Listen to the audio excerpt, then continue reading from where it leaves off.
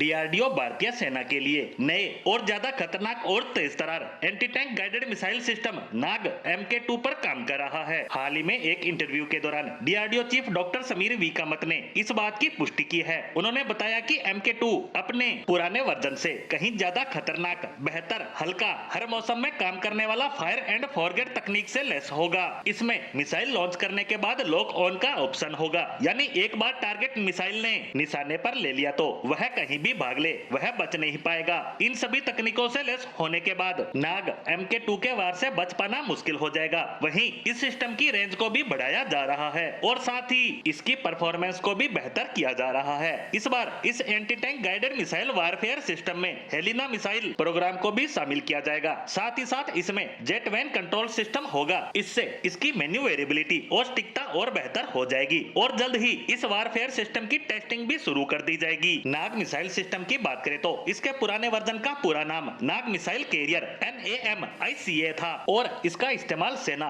और वायुसेना दोनों करती है। इसकी एक मिसाइल का वजन 43 किलोग्राम होता है और इसकी लंबाई 6.1 फीट। इसकी मिसाइलों में टेंडम चार्ज हिट यानी बंकर, टैंक, बख्तरबंद वाहनों को उड़ाने वाले 8 किलोग्राम वजन के विस्फोटक लगाए जाते हैं। इसमें लगने वाली मिसाइलें जैसे नाग की रेंज 500 मीटर से 4 किलोमीटर तक होती है। वहीं हेलिना यानी ध्रुवास्त्र की रेंज 7 से 10 किलोमीटर। इसके अलावा इसमें लगने वाली मिसाइल संत की रेंज 15 से 20 किलोमीटर। इससे पता चलता है कि नाग मिसाइल सिस्टम में अलग अलग रेंज की मिसाइलें लग सकती हैं, जो कि अलग अलग वजन के साथ अलग अलग गति से उड़ान भरती है। साथ ही नाग की मिसाइलें बीच रास्ते में दिशा बदल सकती है। इन सभी तकनीकों से लैस होने के बाद नाग MK2 से बच पाना नामुमकिन हो जाएगा। नाग MK2 पूरी तरह से स्वदेशी रूप से विकसित और निर्मित होगा, जो भारतीय रक्षा क्षेत्र में आत्मनिर्भरता को बढ़ावा देगा। ये मिसाइल प्रणाली भारतीय सेनाओं के अनुसार अनुकूलित है। ये अलग अलग भौतिक और जलवायु परिस्थितियों में प्रभावी ढंग से काम करने के लिए डिजाइन की जा रही है।